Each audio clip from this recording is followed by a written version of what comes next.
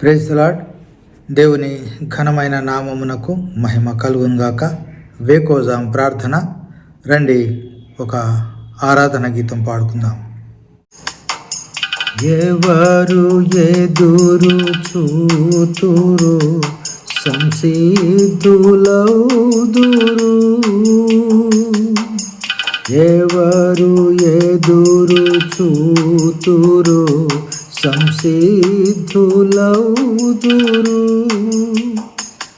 ప్రభురాకనే వరాసింతురు, కొనిపోవ క్రీస్తు వచ్చును, ప్రభురాకనే వరాసింతురు, కొనిపోవ క్రీస్తు వచ్చును, జయించు వారిని కొనిపోవా ప్రభు యేసు వచ్చును, జయించు వారిని కొనిపోవా ప్రభు యేసు వచ్చును, స్వతంత్రించుకొనేదరుగా వారే సమస్తమున్, స్వతంత్రించుకొనేదరుగా వారే సమస్తమున్, జయించు వారిని కొనిపోవా ప్రభు యేసు వచ్చును. ఈనాటి వాగ్దానపు వాక్యాన్ని చదువుకుందాము. యోహాను సువార్త 16వ అధ్యాయం 33వ వచనం. మీకు శ్రమ కలుగును, అయినను ధైర్యము తెచ్చుకొనుడి. ప్రభునందు ప్రియమైన దేవుని ప్రజలారా, ఈ వేకుజామున మీ అందరికీ ప్రభు ఘనమైన నామములో వందనములు, శుభములు తెలియజేస్తూ ఉన్నాను. యోహాను సువార్త 16వ అధ్యాయం. యేసు ప్రభువు వారు తన శిష్యులను వదిలి తండ్రి యొద్దకు వెళ్ళే సమయం ఆసన్నమైనదని శిష్యులకు కొన్ని ధైర్యపు మాటలు చెప్తున్న అధ్యాయం ఇది. వాటిలో వారికి సంభవింపబోవు ఇబ్బందులు కానీ శ్రమలు కానీ వాటిని ఒకటొకటిగా ఈ అధ్యాయం అంతా ఆయన తెలియజేస్తూ వచ్చాడు. ఒకటి, మీరు అభ్యంతరపడవద్దు అని. రెండవది, సమాజ మందిరంలో నుండి మిమ్మును వెలివేస్తారు. మూడవది, మిమ్మును చంపుతారు. నాలుగవది, కొంచెం కాలమైన తర్వాత మీరు నన్ను చూడరు. ఐదవది, మీరు ఏడ్చి ప్రలాపింతురు, కానీ లోకము సంతోషించును. ఆరవదిగా, నా స్థానంలో తండ్రి మీ కొరకు ఆదరణకర్తను పంపును. ఏడవది, మీరు నా పేరిట తండ్రిని ఏమి అడిగినా అది ఆయన మీకు అనుగ్రహించును. ఎనిమిదవది, గనుక మీరు ధైర్యము తెచ్చుకొనుడి. తొమ్మిదవది, నేను లోకమును జయించి ఉన్నాను.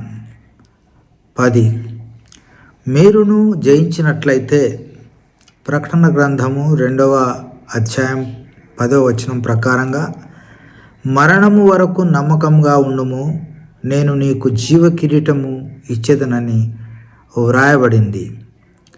ఈ విధంగా 10వ మాట ప్రకారంగా మీరును జయించినట్లయితే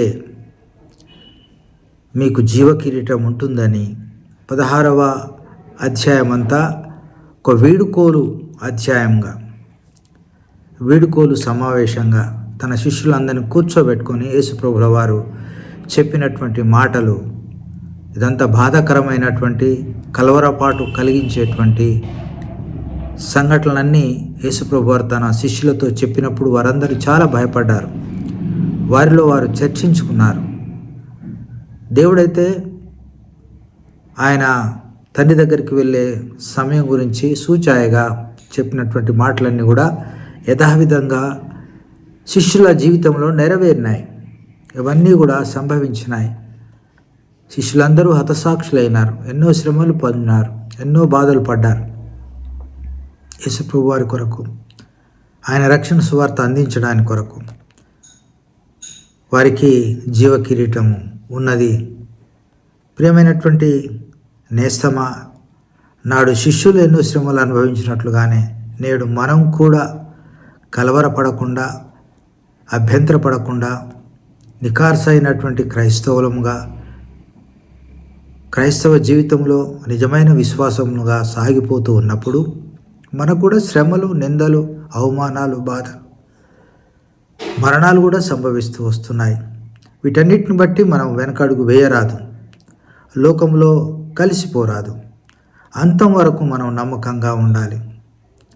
ప్రకటన గ్రంథంలో 2వ అధ్యాయం 10వ వచనంలో తెలియజేసినట్లుగా మరణము వరకు అని అన్నాడు. మరణం వరకు నమ్మకంగా ఉండుము, నేను నీకు జీవ కిరీటం ఇచ్చేదనని తెలియజేశాడు. కనుక అంత్య దినాల్లో ఉన్నాం మనము ప్రభు రాకడ కొరకు ఎదురు చూసేటువంటి సంఘంలో ఉండాలి. ఎన్ని ఇరుకులు ఇబ్బందులైన సంతోషంతో ఎదుర్కొంటూ నిరీక్షణ కలిగిన వారమై ప్రభు రాకడ కొరకు మనం ఎదురు చూసేటువంటి బిడ్డలంగా ఉండడానికి వేకోజామున దేవుడు మనకిచ్చినటువంటి ఈ శ్రేష్టమైన మాటలు, మీకు శ్రమ కలుగును ఆయనను ధైర్యం తెచ్చుకునుడని ఒక ధైర్యపు మాటలు, ఓదార్పు మాటలు దేవుడు మనకి వేకోజామునిచ్చాడు. అందును బట్టి మనం ధైర్యంగా ఉంటూ ఈ లోకంలో ఎన్ని శ్రమలైనా అనుభవిస్తూ ఆయన రాకడ కొరకు ఎదురు చూసేటువంటి బిడ్డలంగా ఉందుంగాక, అలా సాగిపోదుంగాక. దేవుడి మాటలు దీవించి ఆశ్రయించునుగాక. ప్రార్థన చేసుకుందాం. ప్రేమ కలిగిన మా ప్రియ పరలోకపు తండ్రి, మీరు మాకు ఇచ్చిన శ్రేష్టమైన వాక్కును బట్టి వందనాలు. అలనాడు శిష్యులకు మీరు తెలియజేసినటువంటి ఓదార్పు మాటలు, ధైర్యపు మాటలు ఈనాడు మాకు కూడా అవి వర్తిస్తున్నాయి. ఆయన మేము కూడా ఈ లోకంలో నిజమైన క్రైస్తవులుగా ఉంటే అన్ని శ్రమలే, డమ్మీ క్రైస్తవులుగా ఉంటే సుఖమే, శాంతే. అలా మేము ఉండకుండా ప్రభువా, నీ కొరకు నిలబడి నీ కొరకు నిఖార్సైన నిజమైన క్రైస్తవులుగా సాగిపోవడానికి, నీ రక్షణ సువార్త అందించే బిడ్డలంగా ఉండడానికి మాకు సహాయం చేయమని, అంతం వరకు మమ్మల్ని రక్షించి కాపాడమని యేసయ్య అతి శ్రేష్టమైన నామమున స్తుతించి ప్రార్థించి అడిగి వేడుకొంచున్నాం తండ్రి. ఆమెన్. Praise the lord.